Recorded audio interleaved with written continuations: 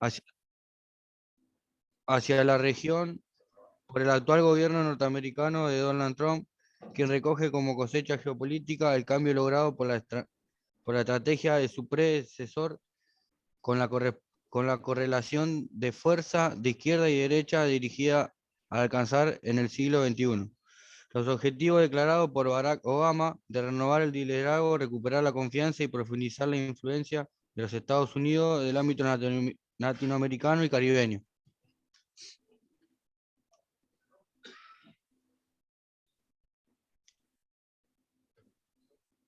Es lo que yo más o menos fui buscando algo importante sobre lo que pasaba acá, la geopolítica que pasaba acá en nuestro continente.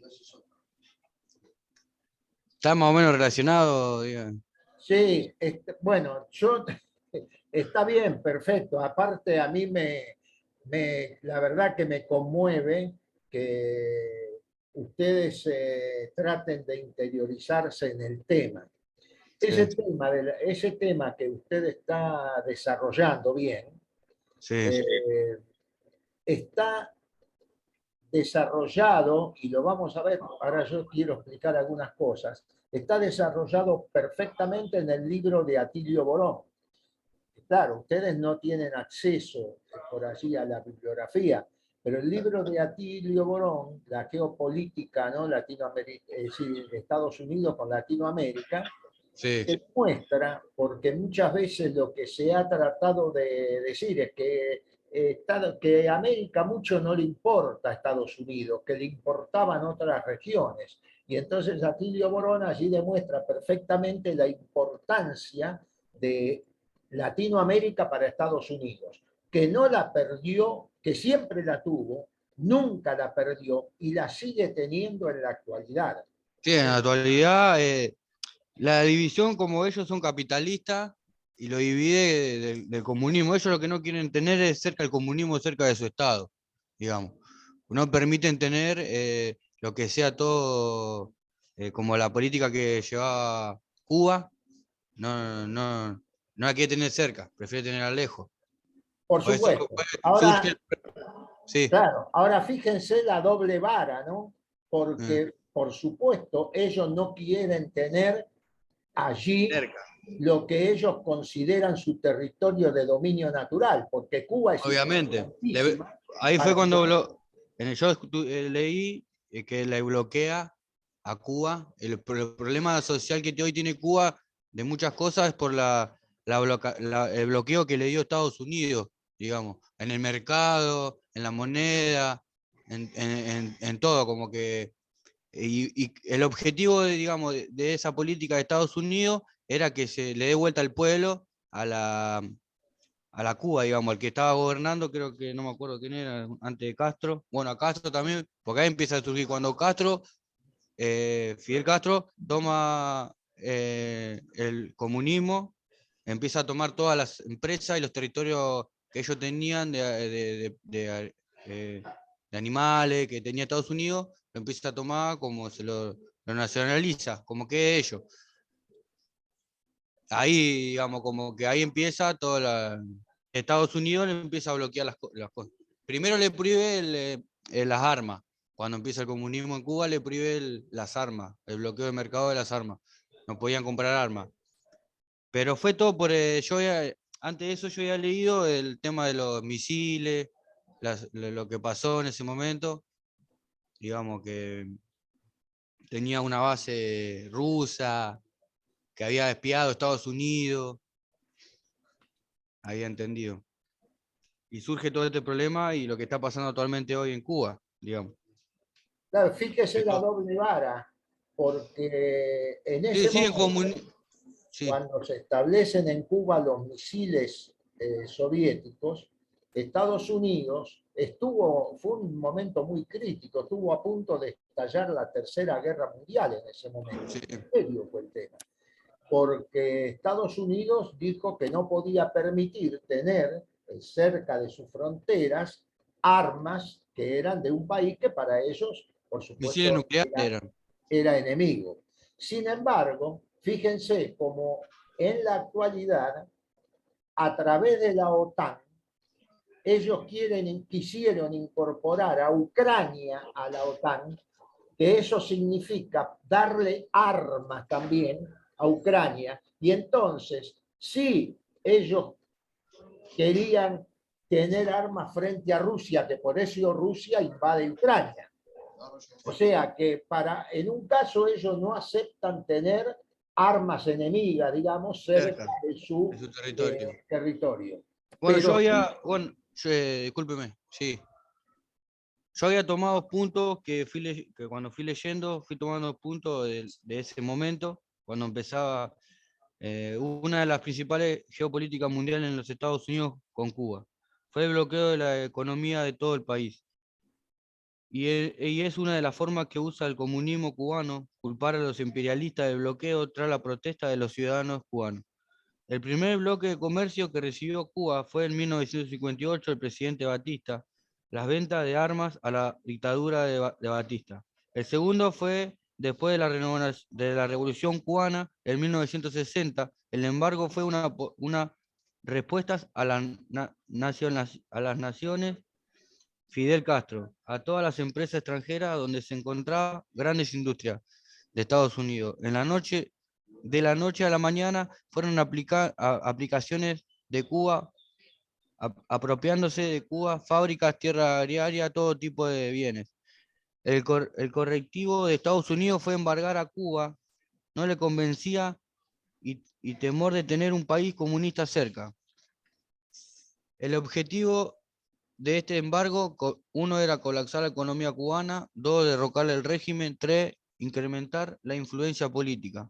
Convencido que con estos objetivos podía hacer poner en contra su pueblo al régimen de Fidel y que triunfe la democracia. Como lo bloqueó a Cuba y le generó el embargo, aplicó sanciones económicas, más sanciones comerciales, más sanciones financieras y varias medidas. Sanciones más importantes del embargo: 1. Prohibió el comercio de productos estadounidenses con Cuba. 2. Prohibió el uso de dólares con Cuba. 3. Prohibió la inversión estadounidense en Cuba. 4. Prohibió el comercio de comida y medidas con Cuba. 5. Prohibió las remesas de Cuba. Era el cambio de dinero porque en Cuba tiene una parte, Estados Unidos tiene una parte que pertenece por el territorio de Florida. La Cuba es una Cuba chica y él no permitía el cambio de dinero con la familia, digamos, del uso del dólar. Desde ese año, todos los presidentes estadounidenses siguieron con el bloqueo a Cuba, algunos más fuertes y algunos más relajados. El único presidente que visitó Cuba del bloqueo fue Barack Obama, que su intención fue relajar el embargo que podía desaparecer, logrando abrir su embajada y retomar sus relaciones diplomáticas. El problema fue cuando aparece Donald Trump, volviendo a la dureza de los tiempos del bloqueo. El actual Vidal todavía no opina sobre Cuba y el bloqueo. Pero ¿por qué Estados Unidos se mantiene relacionado con países comunistas como China y Vietnam y no con Cuba? Uno de las posiciones geográficas, y también existen lobbies que presionan al pueblo estadounidense, aceptando en Florida que son las oposiciones a Fidel, al tener aliados cubanos opuestos al régimen de Fidel asentando en Florida. Este tiene gran influencia en la numeración de cubanos en Florida y un estado que tiende a ser definición del presidente y de los Estados Unidos. Consecuencia, como que los cubanos votaban al presidente de Estados Unidos y era una gran numeración que podía, digamos, beneficiar al presidente para lograr ser presidente, digamos. Y después otro punto que anoté: consecuencia del embargo a Cuba. A producción reducción del comercio internacional cubano, que era el 70%, consecuencia humanitaria: la falta de medicación en la isla trajo enfermedades como la tuberculosis. La ONU está en contra del embargo y pide condenar el embargo.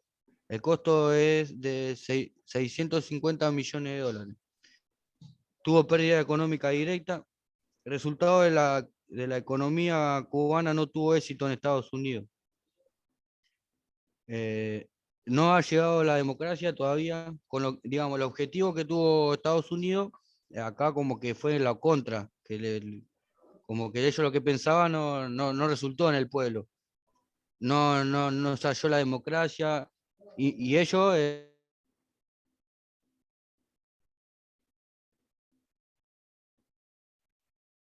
Mire, yo quiero aclarar algo. Esto de la democracia es discutible porque fíjense que cuando un dictador como Batista, que fue uno de los dictadores más sanguinarios que tuvo Latinoamérica, estaba apoyado por Estados Unidos, usted mismo dijo que le mandó armas, y sin embargo, cuando el gobierno cubano realiza, por supuesto, una revolución y está, si bien hay un partido único, también lo hay en Estados Unidos, porque en Estados Unidos, yo ya expliqué la otra vez, los dos partidos que hay actúan en consonancia, de forma tal que la política es una.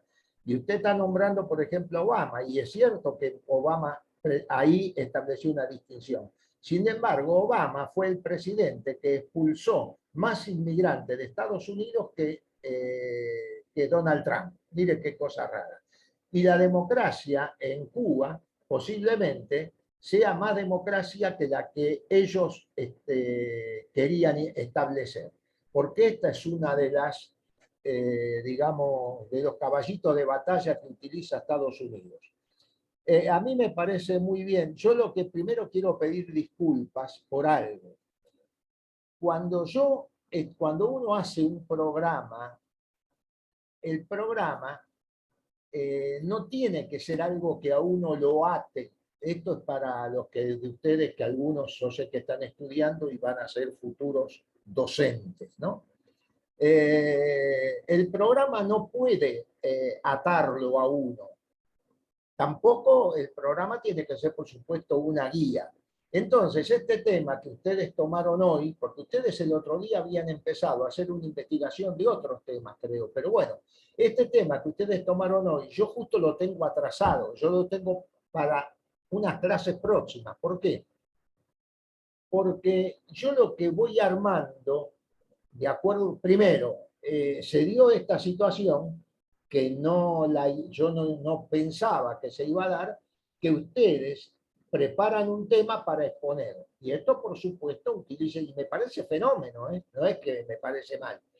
Esto lleva determinado tiempo, entonces ya esto quita tiempo al desarrollo de algunos temas en la forma que por allí uno los tiene armados. Yo por eso tengo que pedir disculpas diciendo, ya lo tenía anotado además, porque esta modificación del programa se debe, por un lado, a algún atraso, pero por otro, también a que cuando yo desarrollo un tema, por allí me detengo más en algún punto y esto hace que también me vaya retrasando. Y yo, a medida que pasan las clases, voy viendo cómo puedo encajar, porque nosotros no podemos hacer en 8 encuentros una historia de Estados Unidos. Ustedes se pueden imaginar que no se puede hacer, como no se puede hacer una historia de Argentina en 8 encuentros. Uno puede dar pantallazos en ese caso. Entonces, como yo lo que tomaba es el imperialismo y Latinoamérica, para ver cómo se entrometió y se sigue entrometiendo en Latinoamérica, Estados Unidos, así como en otras partes del mundo, por supuesto, ¿no? Y entonces, cuando yo armo el programa, lo voy armando para pensando de qué manera a ustedes les puede resultar más útil entender los temas que vamos desarrollando. Entonces, yo, por ejemplo, voy a tomar lo del imperialismo y las teorías que justifican esto que utilizaron ellos. Voy a tomar algún tema del expansionismo, pero algún ejemplo. Yo, por ejemplo, vamos a hablar de México, ¿no? Si hacemos a tiempo la mitad del territorio mexicano, pero no vamos a hacer toda la historia, sino dar algunos datos, y me interesa, como ya lo expliqué otra vez, fundamentalmente me interesa ir leyéndoles declaraciones de presidentes, de senadores, no sé, de esclavos incluso, cómo jugó todo esto en ese momento, qué importancia tuvo, para que se pueda entender. Yo no puedo hacer un desarrollo, si hablo de México, de cómo Estados Unidos le robó la mitad del territorio a México, pero eso no lo podemos soslayar, porque es un elemento que tiene que ver, por supuesto, con esta actitud imperialista. Y así como pasó con otros países, pero tampoco lo podemos hacer con toda Latinoamérica. Entonces yo voy rearmando este programa que di de forma tal que a lo mejor no respeto los títulos tal cual están. Esto es lo que les quería decir. Igual me parece extraordinario, vuelvo a repetir, que ustedes hayan preparado o buscado material sobre este tema, pero algunas cuestiones vamos a volver sobre Cuba, si les interesa, es un tema que a mí me apasiona, por supuesto, y yo además soy muy defensor de la Revolución Cubana, siempre lo fui, incluso nosotros conformamos acá en la Argentina comisiones de solidaridad con Cuba, porque fíjense hasta qué punto llega el bloqueo, que acá en la Argentina, estas comisiones que se formaron, yo ahora no estoy participando directamente, a tal punto llega el bloqueo que los cubanos es el único país de Latinoamérica que creó su propia vacuna y vacunó a su población con esas vacunas contra el COVID. Sin embargo, les faltaban jeringas, mire qué cosa. De aquí hicimos colectas, juntamos dinero y logramos comprar 1 millón, los compañeros que se dedicaron fundamentalmente a esto, yo colaboré como colaboramos otros, se lograron comprar 1 millón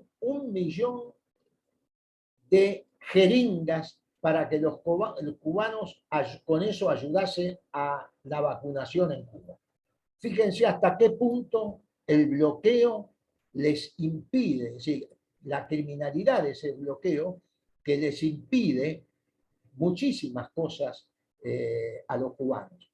Y más, los cubanos han aplicado, los norteamericanos han aplicado lo que se llama la extraterritorialidad de la ley.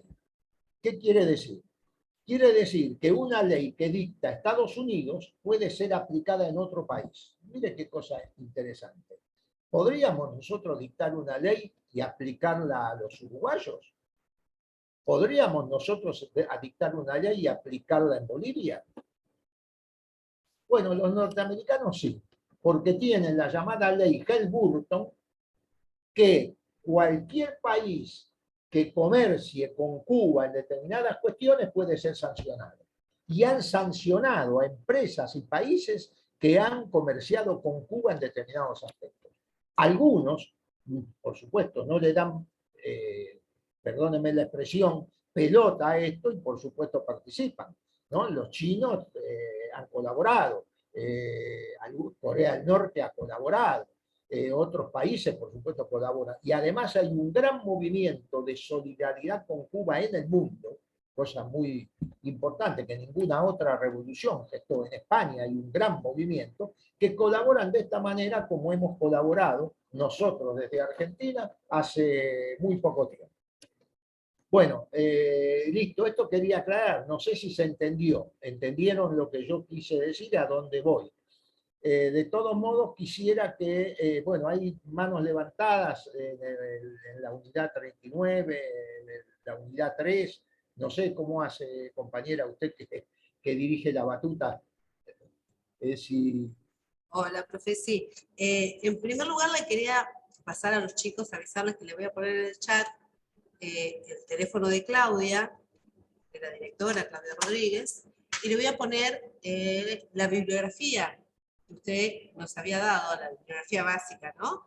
Y si usted, los libros nuevos estos, que usted hace referencia, si alguno lo tiene en PDF y lo quiere sumar para compartirlos con los compañeros, se lo pueden pasar a la directora o lo pueden agregar al grupo que tienen de WhatsApp los chicos. Ese libro está en la bibliografía. Claro, El libro de ahora, León que cité, sí, está en la bibliografía.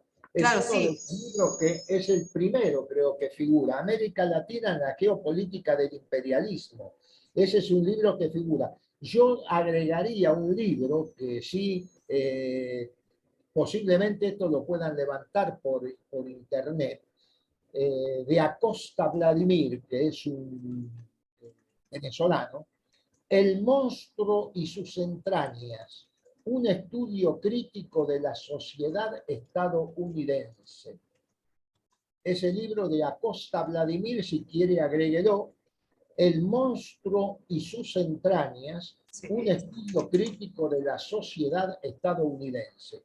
Y ahora, cuando yo empiece a desarrollar la clase, ustedes van a ver por qué el título El monstruo y sus entrañas. Ahí van a saber por qué este autor tituló esto de esta manera.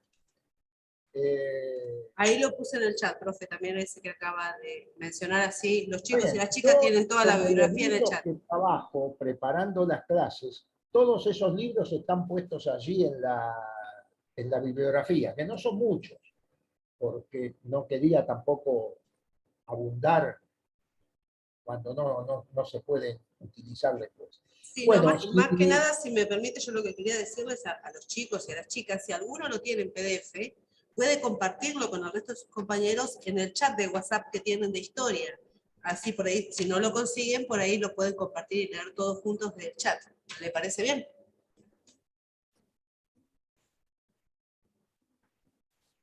bueno, yo no sé, ahí hay una mano levantada en la unidad 3 y después yo quisiera, si los compañeros son breves, empezar a desarrollar algún tema hoy que tengo preparado, por supuesto, para hoy, ¿no? Bueno, a ver, chicos de la unidad 3, pabellón 5, a ver, habiliten el micrófono y por favor tratemos de ser breves así el profe arranca la clase hoy, ¿sí? Gracias. Buenos días, de nuevo, Héctor.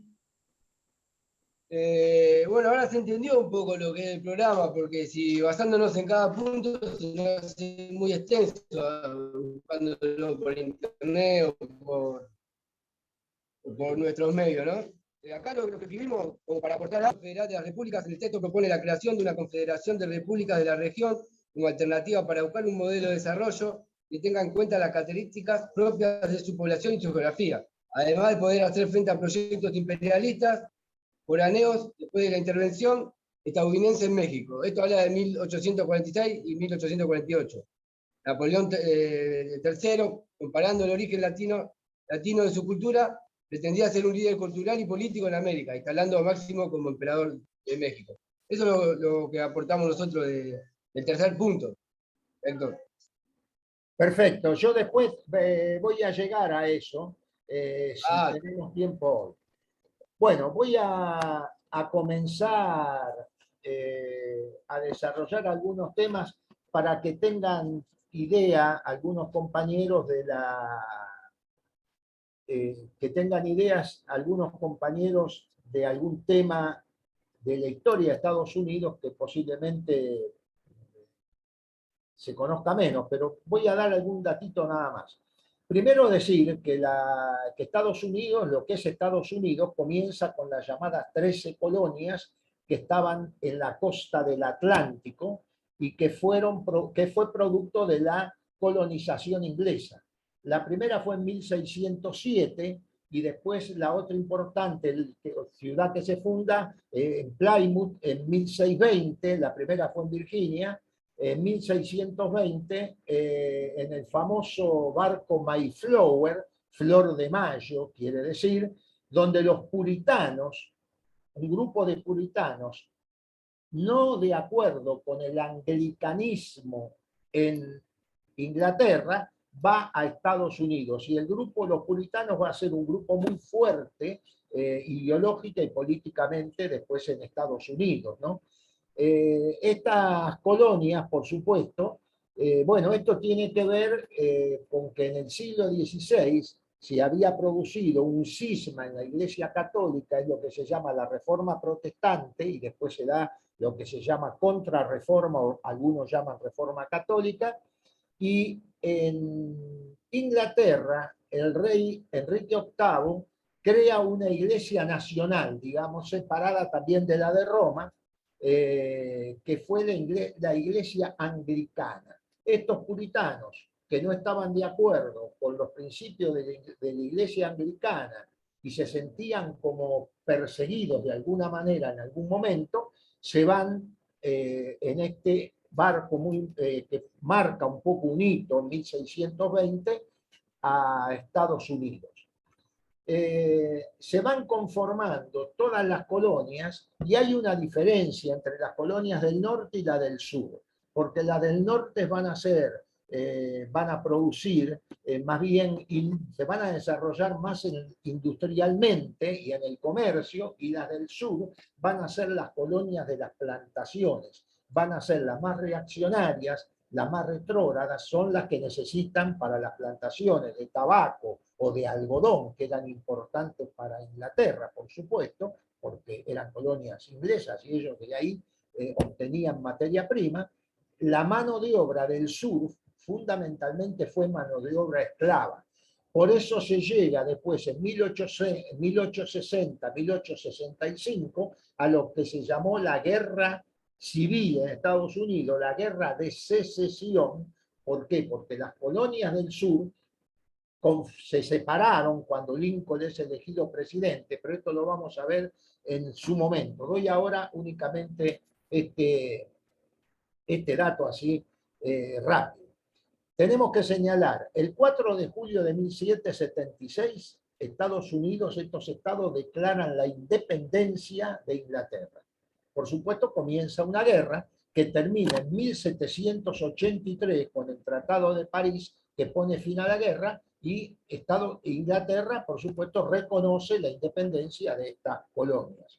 Y en 1787 dictan la primera, fíjense, en 1776, cuando dictaron la independencia, fue anterior a la Revolución Francesa. Incluso fueron apoyados por los franceses y por españoles en esa lucha.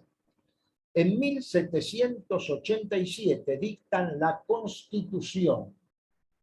Constitución que fue modelo para muchas constituciones en Latinoamérica. Incluso cuando se dicta la Constitución argentina en 1853, se dice que está vaciada en el molde de la Constitución de Estados Unidos. Por supuesto que tiene alguna diferencia, pero tiene elementos semejantes, ¿no? a esta Constitución de Estados Unidos. Pero a mí me interesa revisar un concepto que ya dije en la clase pasada, pero lo quiero repetir para arrancar con las cuestiones que tienen que ver con este imperialismo, ¿no? Hay tres componentes en la conformación ideológica de Estados Unidos. Un componente es religioso, se consideran el pueblo elegido por Dios. El segundo componente es racista, se consideran una raza superior. Fíjense, y yo di el ejemplo de algunos de estos tiradores que hacen masacres en Estados Unidos, algunos de estos tiradores se consideran o son supremacistas. O sea, los blancos son superiores a todas las demás razas que existan. Y es una sociedad que a raíz de esto también está bastante enferma. No sé qué va a suceder con Estados Unidos en el futuro. Mire, estaba leyendo un dato en Tiempo Argentino de ayer, de una nota que una periodista norteamericana, o que mejor dicho, que está viviendo en Norteamérica, una nota que publica Tiempo Argentino. Y da un dato, miren qué cosa. 15 millones de niños tienen problemas mentales. Y el 66% de ellos, o sea, más de 9 millones, están medicados psiquiátricamente. Esto tiene que ver con cuestiones que incluso tienen que ver con negociados de algunos laboratorios y algunos científicos psiquiatras que han generado la necesidad de ese consumo a los efectos de hacer negocio. Miren qué sociedad. Y tienen 9 millones de pibes medicados psiquiátricamente.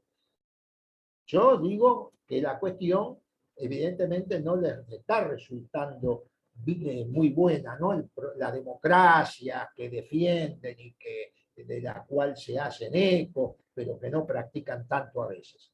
Y el tercer elemento, dije, el religioso, el racista, el tercer elemento es el expansionista, que es el imperialismo. Este elemento expansionista e imperialista está fundamentado en los otros dos.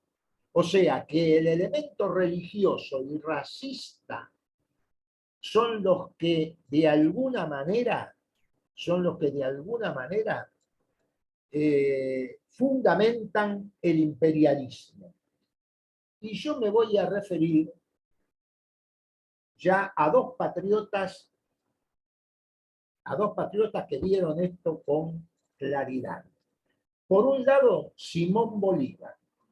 Simón Bolívar, en una carta de 1829, enviada al encargado de negocios de Gran Bretaña, dice: los Estados Unidos parecen destinados por la providencia a plagar la América de miserias en nombre de la libertad. Miren si Bolívar la tenía clara. Y el otro es un patriota cubano, José Martí, que ustedes lo sabrán, por supuesto lo habrán escuchado nombrar. Ahora, José Martí, a nosotros en la escuela, generalmente en la escuela secundaria, incluso a veces hasta en la escuela primaria, José Martí fue un periodista, poeta, un escritor de envergadura, fue un periodista que entre 1880 y 1890 se destacó por sus artículos que enviaba a Buenos Aires. Acá era corresponsal allá de Estados Unidos del diario La Nación de acá. Y generalmente, como la historia no modifica solo, la historia oficial no modifica solo los hechos trascendentes en el proceso de la vida humana, sino que también modifica, ningunea a muchos patriotas. Nosotros tenemos el ejemplo de Belgrano. Belgrano para nosotros será que el creador de la bandera, que se inspiró en esa cosa muy idílica, ¿no? Se inspiró en los colores del cielo, celeste y blanco. Bueno, toda esa historia sobre Belgrano, pero a Belgrano se lo ocultó generalmente como uno de los más revolucionarios hombres que tuvo la República Argentina. Y entonces ahora se lo está reivindicando, ya hace unos años, en todo el accionar que Belgrano tuvo. No solo sin ser militar tomó las armas y puso el cuerpo para defender la revolución, sino que además en sus escritos, en sus análisis políticos, evidentemente fue un avanzado, porque hasta podríamos decir que fue feminista para aquella época, cuando revalidó o revalorizó el papel de la mujer en la sociedad, en sus escritos. Y así como pasa con Belgrano y pasó con otros, pasó con Martí. A Martí lo tenemos generalmente como el poeta. ¿Y cuál es una de las poesías? Cultivo una rosa blanca. ¿Y qué dice? Voy a leer una partecita de la poesía, porque esto es interesante. Cultivo una rosa blanca en julio como en enero para el amigo sincero que me da su mano franca. Pero para el cruel que me arranca el corazón con que vivo, cardo ni ortiga cultivo. Cultivo una rosa blanca. O sea, como quien lo presenta, un poco como el Cristo del Sermón de la Montaña, ¿no? Que puso la cara, cuando le dieron la cachetada, puso la cara para que le den la otra cachetada. Lo que nunca se dijo cómo hubiese reaccionado Cristo si le hubiesen dado la otra cachetada. Pero a Martín se lo conoce así, entonces, ¿qué es esto? Bueno, es el hombre bueno, ¿no? El hombre, y claro que era un hombre bueno, pero era un revolucionario, y un revolucionario que a los 15 años lo metieron en cana los españoles en Cuba por su acción ya de propaganda en favor del proceso de independencia de Cuba. A los 15 años. Murió a los 42 y muere en el frente de batalla, en una emboscada en 1895. Y fíjense que dijo en una semana antes de morir en una carta a un amigo que se llamaba Manuel Mercado, un mexicano, porque él vivió en Estados Unidos, vivió en México, evidentemente tuvo una vida, por mucho tiempo no pudo vivir en Cuba, por supuesto. Cuando lo metieron preso, el padre logró que a los 2 años lo deportaran a España, porque era de origen español. Y después allí fue a París, después estudió en España, después estuvo en Estados Unidos. Y siempre trabajando en pro de la independencia de Cuba. Hasta que ya en 1895, en el frente de batalla, es donde va a morir en una emboscada. En esa carta que le envía a este Mercado, dice: ya estoy todos los días en peligro de dar mi vida por mi país y por mi deber, puesto que lo entiendo y tengo fuerzas con que realizarlo, de impedir a tiempo con la independencia de Cuba que se extiendan por las Antillas los Estados Unidos y caigan con esa fuerza más sobre nuestras tierras de América. Interesados en impedir que en Cuba se abra por la anexión a los imperialistas de allá y los españoles el camino que se ha de cegar, y con nuestra sangre estamos cegando, de la anexión de los pueblos de nuestra América al norte revuelto y brutal que los desprecia. Viví en el monstruo y conozco sus entrañas. Aquí está el título del libro que yo señalé antes, en esta expresión de José Martí. A tal punto, José Martí tiene importancia para los cubanos, que cuando Fidel Castro cae preso después del intento al asalto al cuartel Moncada, antes del proceso final de la revolución, estuvo preso, la defensa la hizo él mismo, hizo su defensa, que se publicó en un libro que es interesantísimo, que se titula La historia me absolverá. Y cuando le preguntaron en ese juicio a Fidel quién era el ideólogo de esta revolución, o de este intento de revolución en ese momento, y él le dijo: el ideólogo es José Martí. O sea, que Fidel se refería al pasado glorioso de su pueblo. Entonces, yo quiero señalar con esto que esto del imperialismo ya fue visto con claridad, y no desde ahora, ¿no? Sino fue visto por estos hombres de trascendencia en la lucha por la liberación de América. Es interesante recordar también para esto una frase del presidente John Quincy Adams, que gobernó entre 1824 y 1829 en Estados Unidos, que dijo en una oportunidad: Estados Unidos no tiene amistades permanentes, tiene objetivos e intereses permanentes. Fíjense, más clarito, echarle agua, ¿no?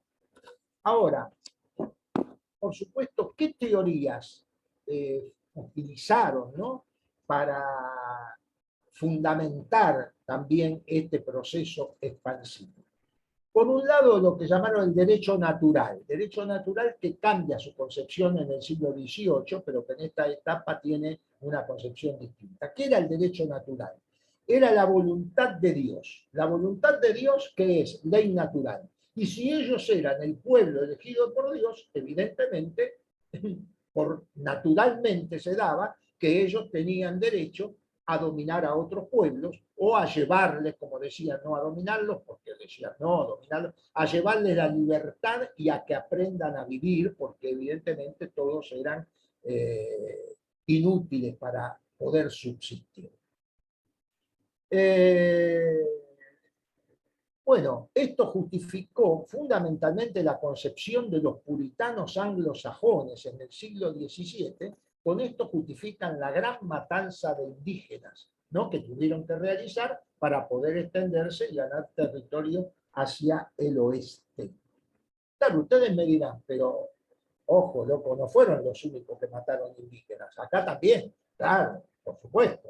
Acá también la conquista de Roca, la llamada, mal llamada conquista del desierto, que hay que llamarla campaña contra el indígena, esa conquista cometió masacres. Y los que quedaron después dueños de estancia, los Brown, los Menéndez, ¿les suena Brown el apellido? ¿Sí? Bueno, Brown, Menéndez, los Menéndez Betty, los que se fueron después casando, ¿no?, entre ellos hicieron familias poderosas. Ellos, ¿qué terminaron de hacer? Que a los indígenas que quedaban tenían cazadores de indios, que mandaban a que les cortaran, que le pagaban por cada oreja, cada par de orejas que le traían de los indígenas. Pero como había algunos cazadores de indios, que por supuesto eran más humanistas, y entonces, ¿qué hacían? Le sacaban la oreja al indígena, lo dejaban vivo y le llevaban para cobrar el dinero que le pagaban los estancieros. Entonces los estancieros, que se dieron cuenta, le empezaron a pedir que le trajeran partes más íntimas, ¿no? Con lo cual, perdónenme la grosería, pero le tenían que cortar los huevos para mostrárselo después y entonces poder cobrar. Bueno, estas cosas sucedieron también acá, pero por supuesto nosotros tuvimos la suerte o la desgracia, no sé, de tener estos gobiernos, esos gobiernos que tuvimos con una concepción de dependencia y de coloniaje total en la cabeza, que evidentemente terminamos en lo que terminamos. ¿Qué otro elemento, además del derecho natural? La seguridad. Entonces, la seguridad para ellos también era un derecho natural. Y entonces, basándose en esta seguridad, es como ellos justificaban no tener cerca de sus fronteras países o regiones que pudiesen generarle dificultades según ellos. Entonces tenían el derecho después a dominarlas, ¿no? Estas fueron tomando... cuando esto no les sirvió totalmente, tuvieron otros criterios. ¿Cuál era un derecho natural? Bueno, buscar las fronteras naturales.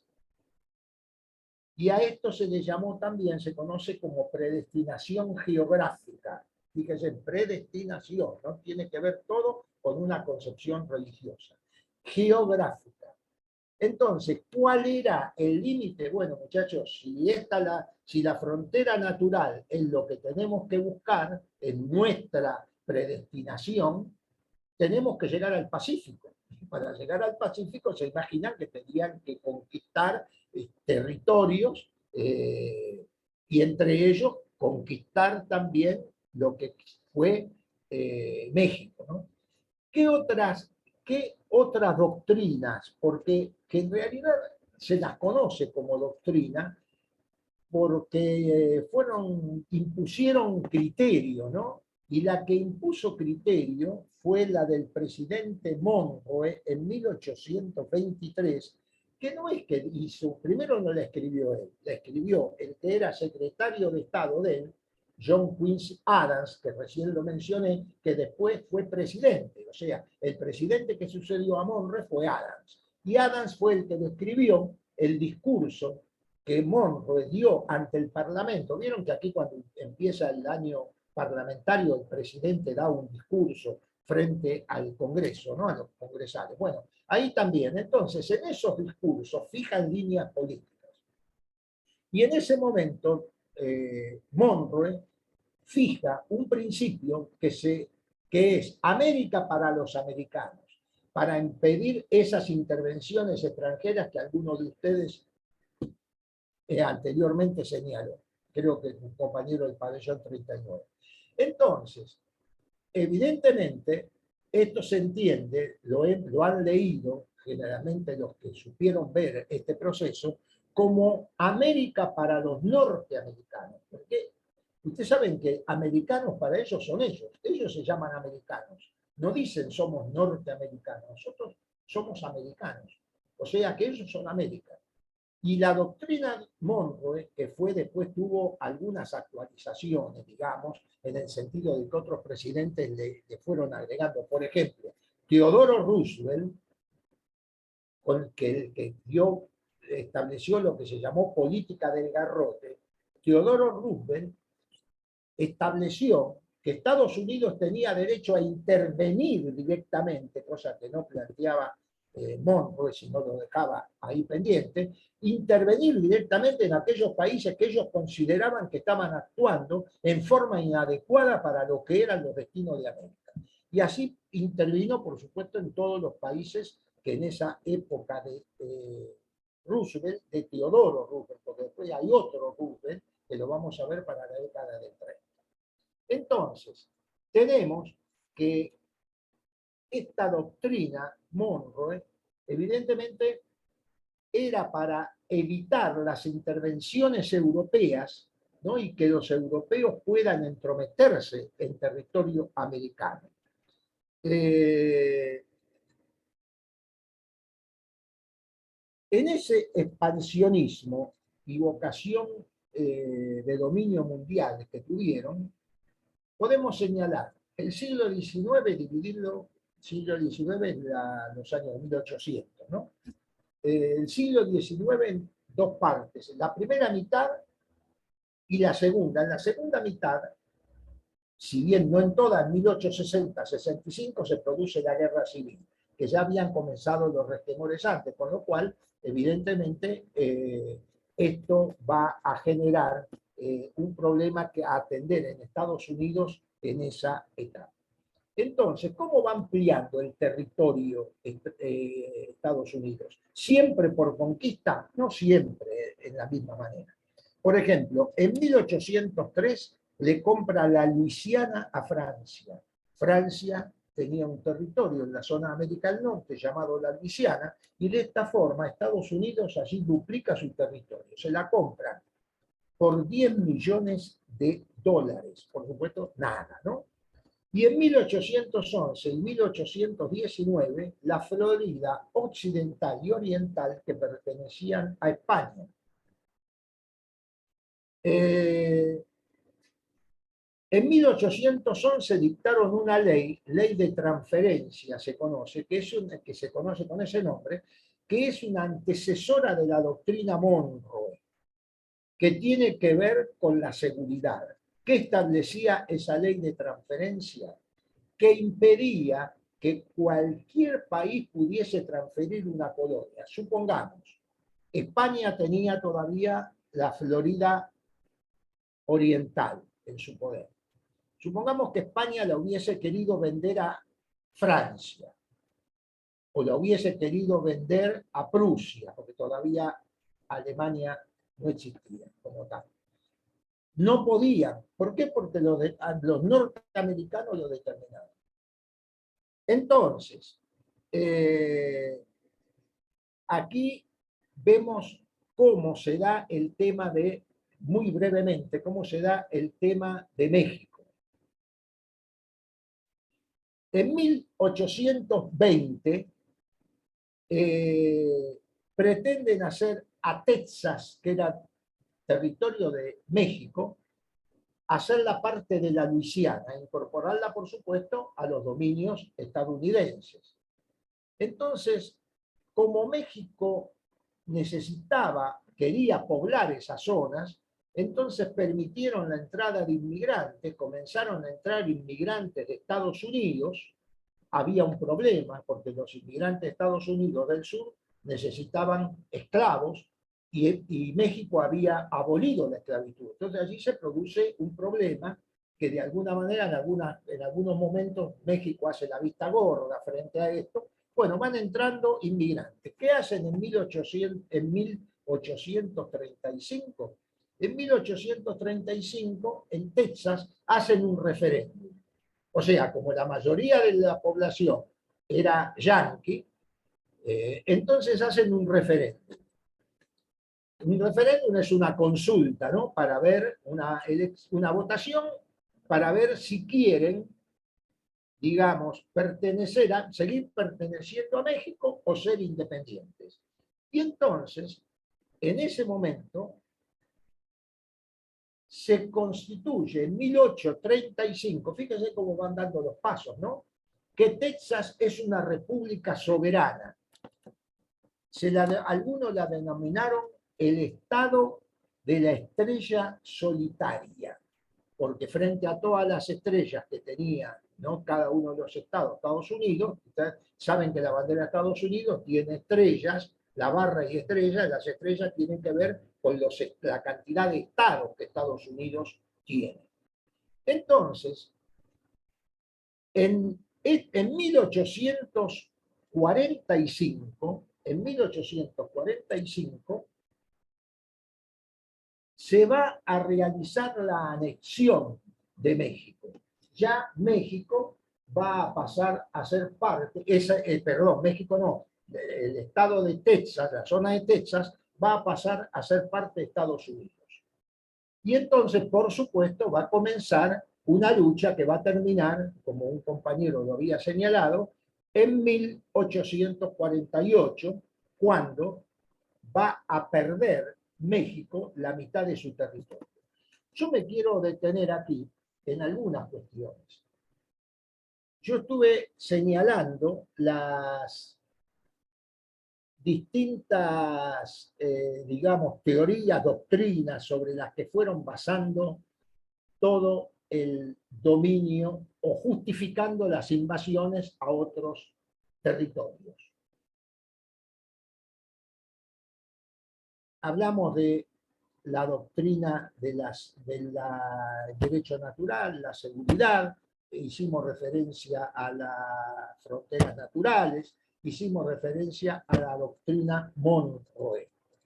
Bueno, en esta etapa de México va a surgir lo que se conoce como la doctrina del destino manifiesto.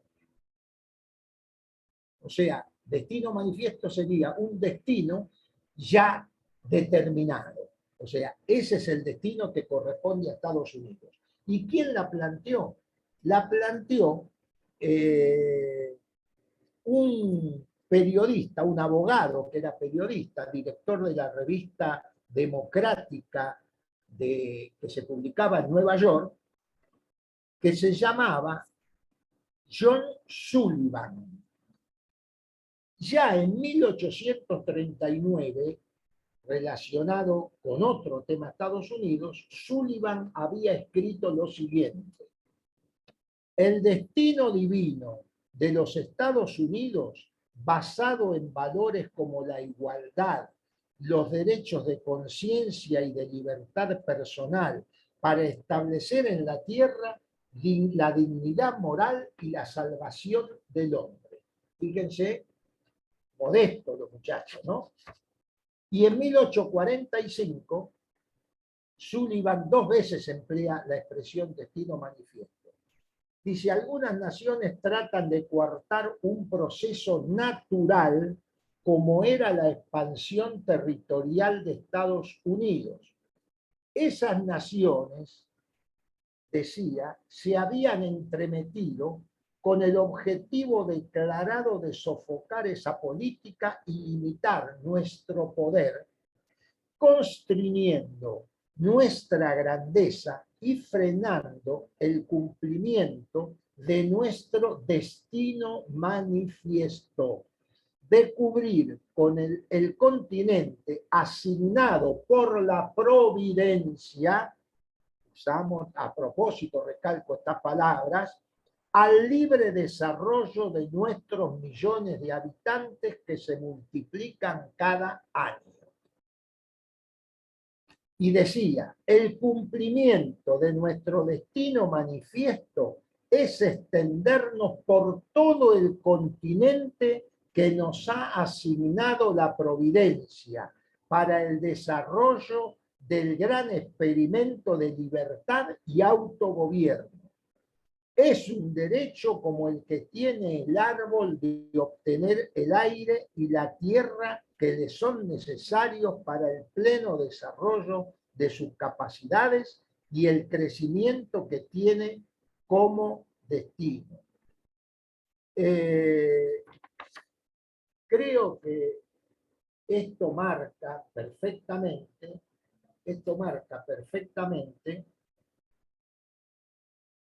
cómo ellos consideraban su derecho natural, era el pueblo elegido por Dios, por supuesto, a la expansión y a dominar toda América. Si lo decían sin ningún tipo de problema, ¿no? Y esto ustedes dicen, bueno, pero es un periodista escribiendo en una revista, pero esto está dando una pauta de las concepciones, porque los presidentes actuaban de la misma forma, decían las mismas cosas o peores en algunos casos.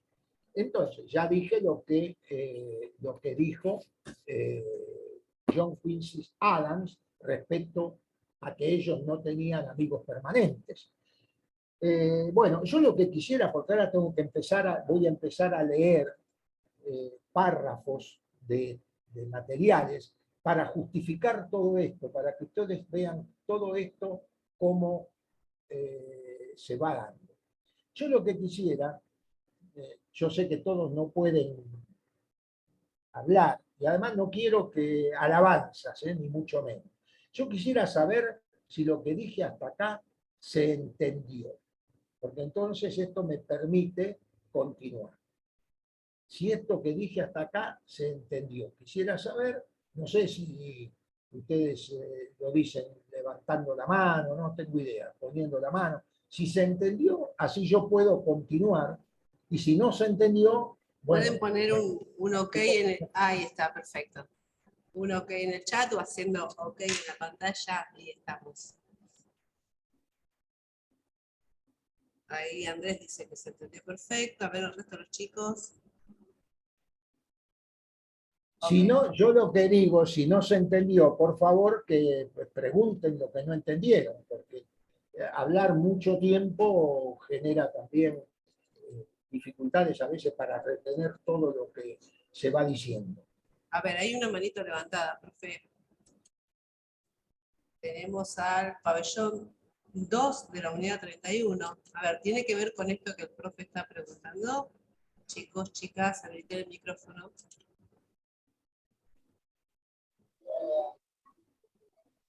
Hola. Hola. Sí, sí.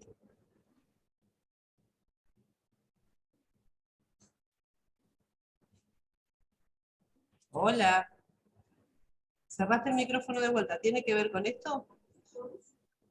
Sí, tiene que ver con lo que estaba hablando el hombre. Bueno, haz tu pregunta. ¿Me escucha? Sí, te escuchamos. Sí, ahora escucho. Sí, es esto, ¿no? Lo que dice él, la pantalla de los Estados Unidos siempre es una cosa y después el manejo es otro. Siempre lo que no pueden tomar territorialmente buscan, o sea, físicamente, ¿no? Lo territorial lo toman por el lado económico. Lo hicieron ante la Segunda Guerra Mundial en 1842 y antes, cuando la exportación del petróleo en Rusia dependía solamente de un país y no de ellos, no tenían el ingreso. Como también cuando anteriormente, en 1811, ustedes hablan de la ley natural, también lo usaron para la guerra, sino que fue la devastación de pueblos o la esclavitud de los negros. Si vemos la historia de Estados Unidos, tiene que ver con eso, ¿no? Creo que todos los cimientos que tienen ellos está basado de la esclavitud.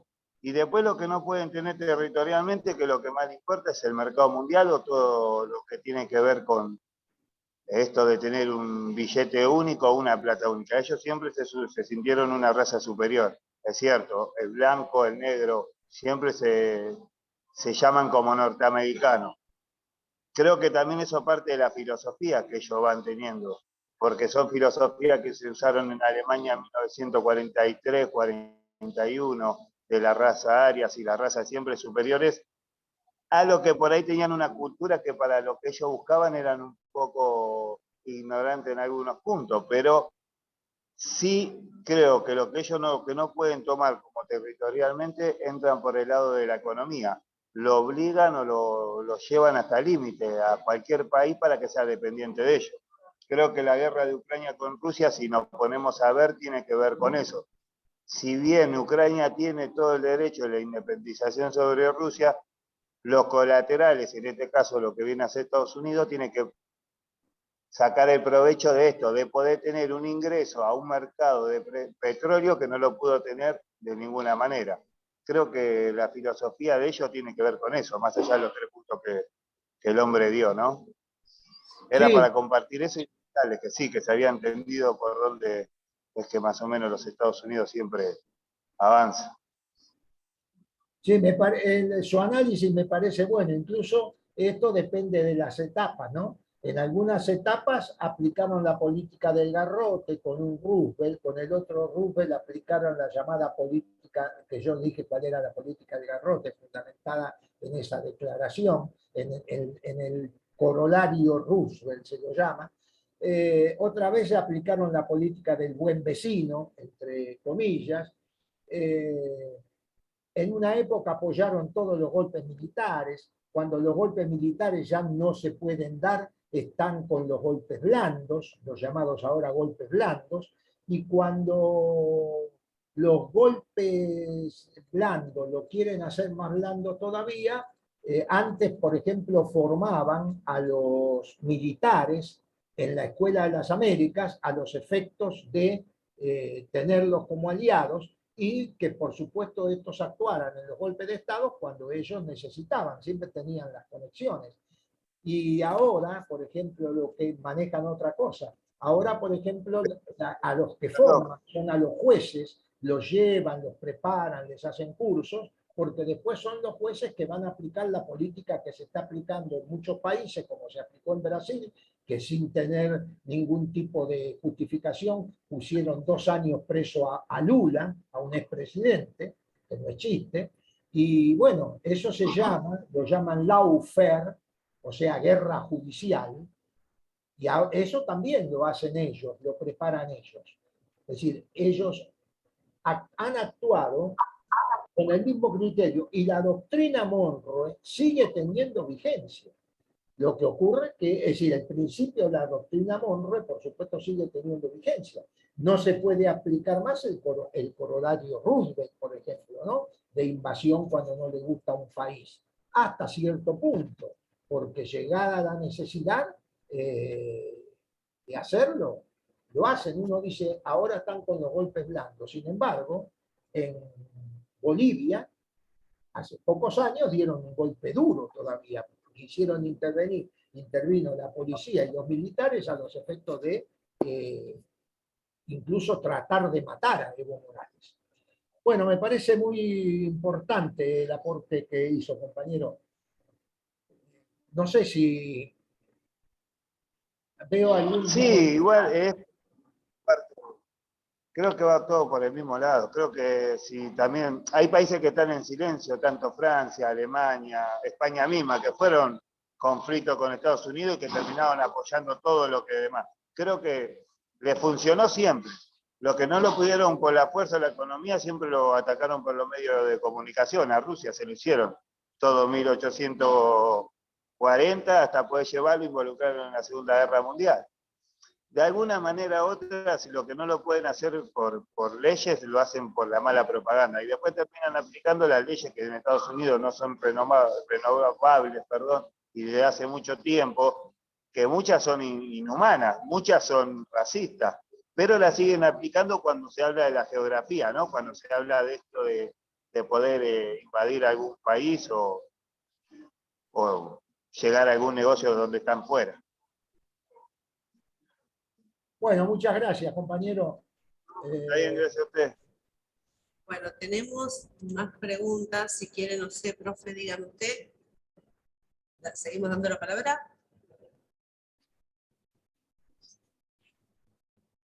Bueno, Andrés Centurión había levantado la mano.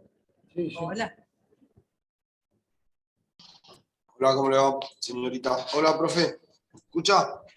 Sí, sí, lo escucho. Profe, mi pregunta era la siguiente, con respecto a cómo operan los Estados Unidos, ¿no? Y cómo siguen operando hasta el día de hoy. Hoy Estados Unidos se encuentra prácticamente en una crisis económica muy importante en lo que tiene que ver con materia de gobierno. ¿Usted cree que Estados Unidos, en una pregunta, ¿no?, que le hago con respecto a su mirada actual con respecto a la política exterior o internacional, los Estados Unidos está perdiendo hegemonía económica y está utilizando su hegemonía militar para poder dominar prácticamente ciertos territorios? O sea, sabemos que son potencias en las dos partes. Si la primera está quedando en decadencia, está utilizando su lado más fuerte que le queda con respecto a la OTAN y su intervención militar en Ucrania, de alguna u otra manera los Estados Unidos utilizan esa parte de la fuerza para seguir manteniendo su hegemonía en el mundo, dice usted, profesor. Mire, por supuesto que ellos no quieren perder la hegemonía, pero ya la perdieron, y el tema es que cuando un animal herido es mucho más peligroso. Este es el problema. Y además, lo peor es que todavía los países europeos están dominando y jugando en función de esta misma política, hasta que van a tener, creo, que modificarla. Porque yo, por supuesto, tengo para las últimas clases el análisis de Estados Unidos actual en de cosas, pues yo no tengo todas las respuestas. Pero lo que sí sé, estoy casi convencido, que ya no hay un mundo, porque el mundo fue bipolar, digamos, después de la Segunda Guerra Mundial, ¿no? Cuando cae el muro de Berlín, se convierte en un mundo unipolar y tenemos la hegemonía de Estados Unidos en el campo económico, en el campo político, y en el campo militar. Pero esto fue variando. Entonces, nos encontramos ante un mundo que no puede ya ser unipolar.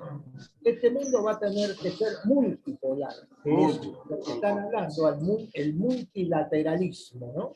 Del que se está hablando y del que creo que no se puede zafar. Nadie puede desconocer, ¿no?, la potencia que es China. Incluso, fíjese cómo siguen actuando.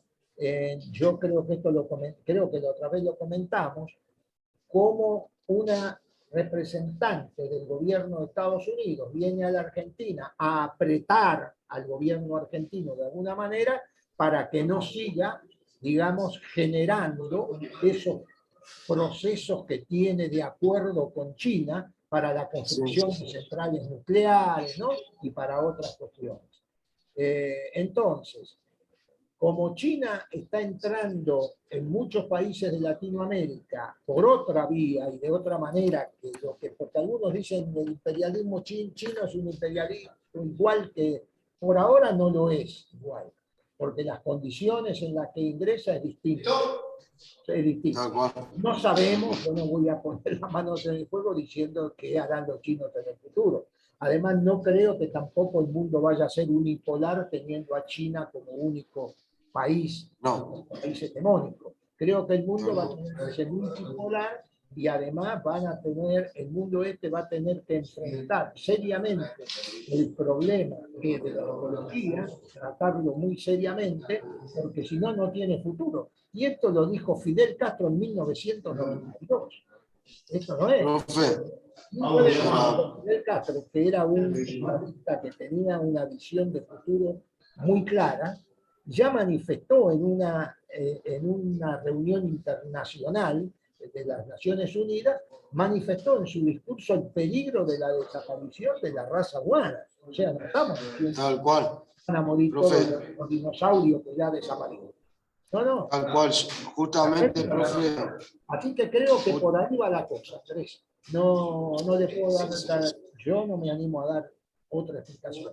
Cierro esta pregunta, profe, diciéndole que comparo perfectamente lo que usted dice cuando Fidel Castro hace 30 años decía que la próxima guerra iba a ser contra el neonazismo, contra los nazis. Y se está planteando eso en Ucrania justamente. También decía, y comparo con usted, porque escucho atentamente, hace poco un discurso, Putin dijo que se cayó el discurso de que los Estados Unidos eran enviados de Dios. Así que me quedo con eso de que estamos en lo cierto. Está cayendo el supuesto enviado de Dios. Además hay otro problema muy serio. Hay una historiadora argentina que fue la esposa, porque falleció el marido de uno de los militares del CEMILA, y ella escribió un librito, Las guerras del agua, y ella establece allí que el siglo XXI, lo escribió ya a fines del siglo XX, principios del siglo XXI, que el siglo XXI va a ser el siglo de la guerra del agua. Porque este es otro problema que tiene la humanidad, que muchos no pueden llegar a entender. Pero Claro, vino a negociar en su momento en Mar del las Plata. guerras por el agua, Bush. el agua es un elemento fundamental para el ser humano, ¿no? Y bueno, y las guerras del agua se van a terminar dando. Aunque sean las causales las busquen por otros lados, pero por ahí pueda. Claro. Bueno, no sé Sí, si hay muchas otro- gracias, profesor. Muchas No, gracias no. por la respuesta.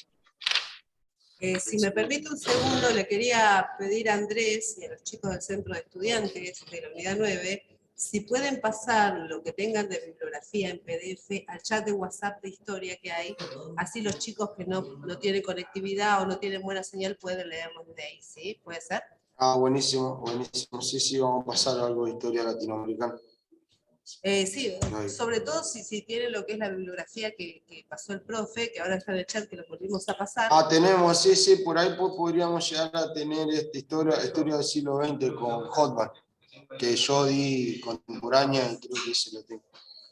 Bueno, si tenés Sí, el único libro que les da, de los que yo di, el único libro que resulta completo, hasta que lo editen acá en la Argentina, es La frontera salvaje de Jorge Mahfoud, que es un uruguayo que vive en Estados Unidos, que tiene las dos nacionalidades, que es profesor en Estados Unidos y que es un extraordinario pensador que escribió La frontera salvaje, 200 años de fanatismo anglosajón en América Latina, el título lo dice todo, y este libro, que yo me di un gusto caro, es un libro que lo importaron, es decir, lo recibí importado, con lo cual me salió unos cuantos pesos. Porque acá no se consigue, no lo han impreso, no sé por qué. Porque podría salir, por supuesto, si bien es un libro grande, podría salir más barato. Pero después los otros libros sí se consiguen, están publicados, y el que es muy buen libro, La otra historia de los Estados Unidos de Howard Zinn, que está ahí también en la... Howard Ese es Zinn. un libro extraordinario, ese es de un yankee, ya no es alguien que tiene nacionalidad, no, ese es un norteamericano que es discípulo de Noam Chomsky. Así que ese libro es imperdible. Yo ahora voy a leer casualmente, si hacemos algo, algunas cosas relacionadas con lo de México. Disculpe, profe, si me dice el nombre del autor, se lo anoto en el chat a los chicos y las chicas. Howard Zinn, Zinn es Z-I-N-N. Está en el programa. Ah, está en el programa, bueno, no, entonces no, el programa ya lo pasé. Bueno, gracias Andrés. Bueno, seguimos con preguntas, profe. ¿Quiere cerrar? Oye, yo lo que quería saber más que nada era si no entendieron algo, que pregunten sobre lo que no entendieron. Pero si se entendió, fenómeno, para seguir. Pero sí, ya estamos, si quiere igual, porque ya estamos, faltan 10 minutos. Sí, ya estamos casi sobre la hora. No sé, quedan dos manos levantadas. Dígame usted qué hacemos. ¿Le damos la palabra o continuamos un poquito más? Sí, doy la palabra. No, a ver, chicos de la unidad 3, pabellón 5, que levantan la mano.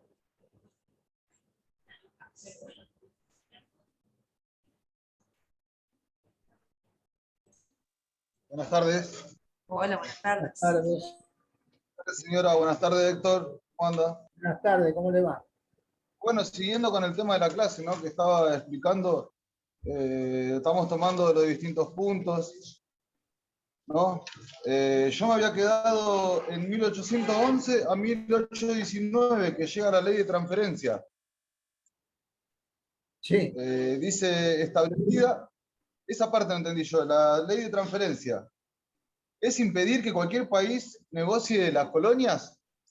claro, la ley de transferencia significaba esto. Tenemos que pensar que en 1811, fíjense que está todavía, todos los países americanos están luchando por su independencia. Recién empiezan a independizarse las colonias españolas de España. Recién Claro, empiezan. como acá empezó en 1810 más o menos. Entonces, ellos lo que dicen es lo siguiente. Supongamos que en las fronteras de los territorios del territorio de Norteamérica. Norteamérica tiene toda la franja costera que dijimos, después le agregó la Luisiana, que se la compró a Francia en 1803, o sea que el territorio creció, el territorio que le fueron robando a los indígenas, asesinando a los indígenas, o poniéndolos en reducciones en zonas imposibles. Bueno, el tema es así. Supongamos que la Florida es un territorio todavía español. Supongamos, está ahí en la frontera de Estados Unidos, ¿no? De lo que es Estados Unidos. Si España quería venderle la Florida a Inglaterra, evidentemente eso no lo iban a permitir. Ellos no lo iban a permitir. Ellos iban a invadir ese territorio, si era necesario, porque no iban a permitir que esas colonias, que eran de otro país, pasen a otra potencia europea. ¿Se da cuenta? Claro, para no adueñarse, claro, sí, para no adueñarse, digamos. Eso es un antecedente ya de lo que es la doctrina Monroe. Que la doctrina Monroe va a decir, señores, los países de América no pueden ser ocupados por ningún país europeo. Querían defender eso. Pero tampoco la doctrina Monroe es que ellos se van a poner en guerra contra cualquier país europeo. Ojo, van a defender las cuestiones, porque fíjense qué cosa. En 1833, o sea, 10 años después de la doctrina Monroe, Inglaterra se queda con las Malvinas y Estados Unidos no interviene. No es que va a intervenir para defender digamos, al territorio del Río de la Plata, a lo que es la Argentina, que va a defenderla frente a lo que es la invasión inglesa. No hubo nada de eso. También porque ellos lo aplican de acuerdo a su criterio, no es la defensa de América a cualquier precio, en cualquier circunstancia. Bueno, le respondí a la pregunta, ¿entendió lo que le... Exactamente. Bueno. Claro, no, en realidad en base era que no podían negociar ninguna colonización ni nada por el estilo. Simplemente ellos lo naturalizaban por el tema de invadir, sí, de invadir y quedarse con las tierras, sí. Eso sí podían hacer. Supuesto. Y además ellos lo fundamentaban en eso que yo señalé que eran en esas ideas base que fundamentaban todo esto, la de la seguridad. Ellos decían, nosotros no podemos permitir, ¿no?, que nuestra frontera tener una situación de inseguridad porque viene un país que verdaderamente a tomar ese territorio que verdaderamente nos pone en peligro o con el que estamos enfrentados. Como pasaba. Ellos tomaban la seguridad como el derecho natural, digamos. Claro, dice, claro.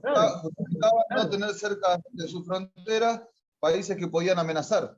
Claro, ellos era el derecho, como un derecho natural para ellos. Que tenía un fundamento, que ese derecho natural tenía un fundamento divino, ¿no? Sabemos. Porque después el derecho natural del 18 tiene otra característica. Pero como que todo tenía que ver con todo igual, ¿no? Lo que era religioso, lo que era natural, lo que era racista. Por supuesto. Ellos iban agarrando todas esas cosas. Sí. Bueno, y después me quedó en la última duda de 1839, que bueno, fue lo último que explicó de la clase, que dice el destino divino de Estados Unidos. ¿Quién lo había explicado? No, eso? el destino manifiesto.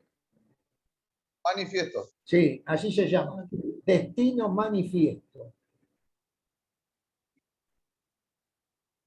Manifiesto. Claro, está fundado en eso del carácter divino, eso de que ellos son el pueblo elegido por Dios. Esos son los fundamentos.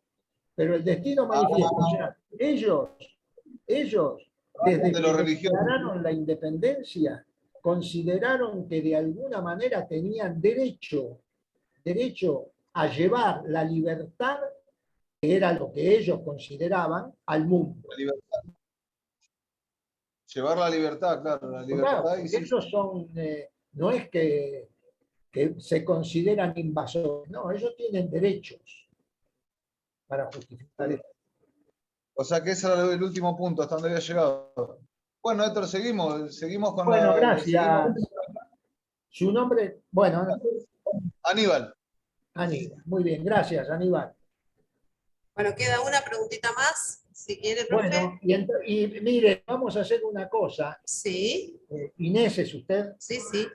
Bueno, Inés, respondemos esta pregunta, cerramos, y Sí. yo ya para la clase próxima voy a retomar y a realizar las lecturas que comprometí que fundamentan esto.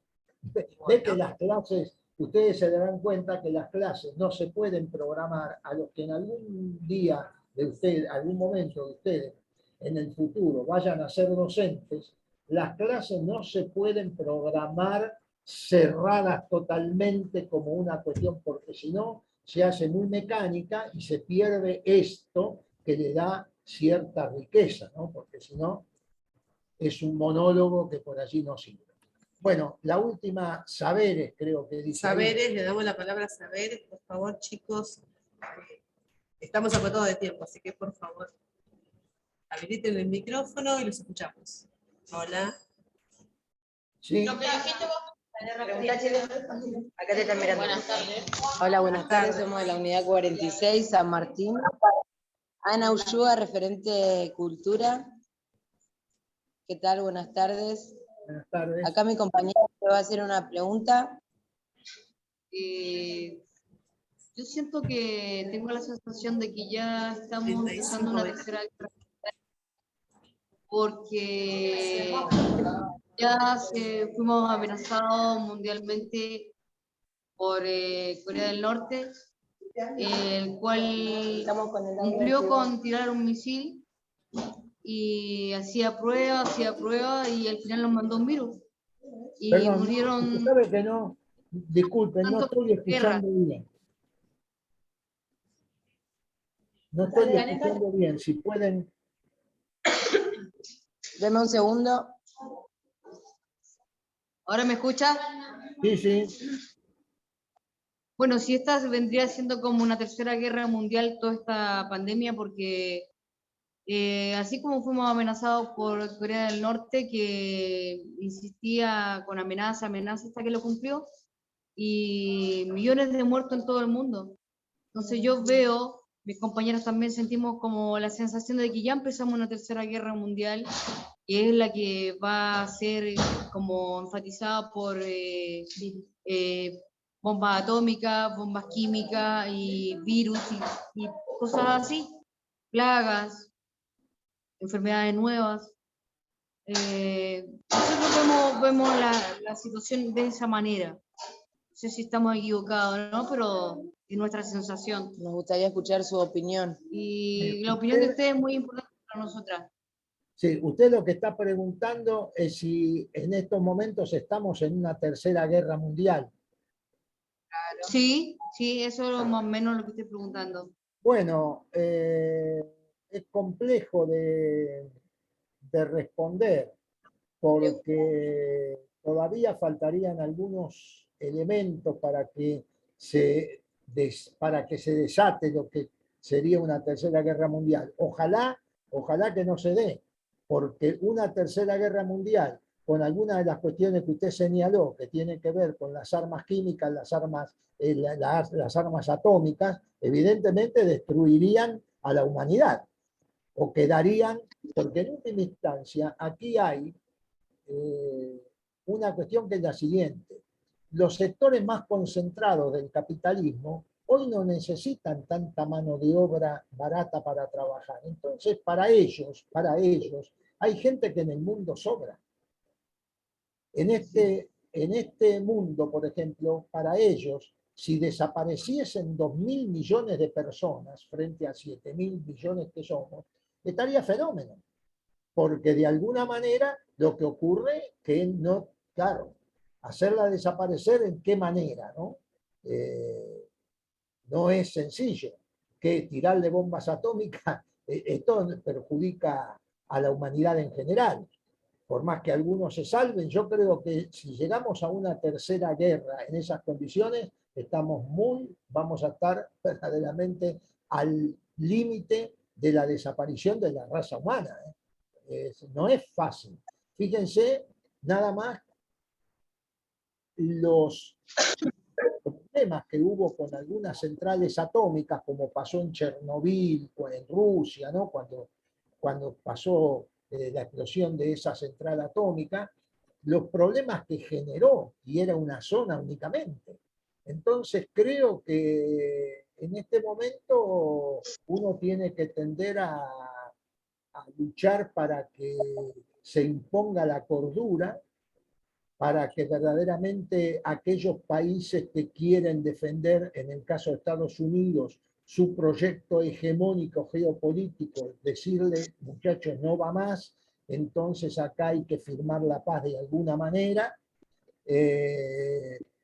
y bueno, y tender después a ir a un desarme incluso, para un futuro que la humanidad pueda vivir con comodidad o con tranquilidad. Si no, va a ser terrorífico. Terrorífico. Fíjese que cuando el mundo, qué contradicción, porque en una época se decía que no podía crecer la población mundial porque no iba a haber cómo alimentarla. En un momento en que el desarrollo tecnológico permite alimentar a todos los seres humanos que hay en este planeta, en ese momento que se consigue que se puedan alimentar todos los seres humanos, resulta que los queremos eliminar. Evidentemente es muy peligroso esto. Yo creo que todavía no estamos en una tercera guerra mundial porque se tendrían que dar algunas otras condiciones. Ojo, algunos dicen que sí, el Papa está diciendo que prácticamente ya estamos en la tercera guerra mundial. Así que no hay para esto una definición clara. ¿Qué es la guerra mundial? Porque las guerras mundiales, tanto la primera como la segunda, en última instancia, no se desarrollaron en todos los países del planeta. En este momento, las armas atómicas sí pueden llegar a todos los países del planeta y destruir verdaderamente en una forma que no tenemos ni idea. Así que no sé si le respondí su pregunta, señorita, pero yo por lo menos quiero seguir viviendo hasta los 100 años. Tengo 84, quiero vivir hasta los 100. No quiero que después se acabe el mundo. Quiero que mi nieta pueda seguir viviendo en un mundo habitable para todos, y yo quiero seguir viviendo. Así que esperemos que la tercera guerra mundial no se dé. Muchas gracias por la respuesta. No, Gracias. gracias a ustedes. Bueno, nos vemos el próximo martes, el cuarto martes del mes de julio. Correcto, profe. Hola, ¿me escuchá? Sí. Sería el 28 de julio la próxima clase. A ver, 1, 2, 3, 4, sí, exacto. Nos estaremos viendo. Saludo para ustedes, saludo para las chicas. Un placer haber estado con ustedes. Un saludo para los chicos también. Nos vemos. Gracias, Inés. Saludos a todos. Hasta luego.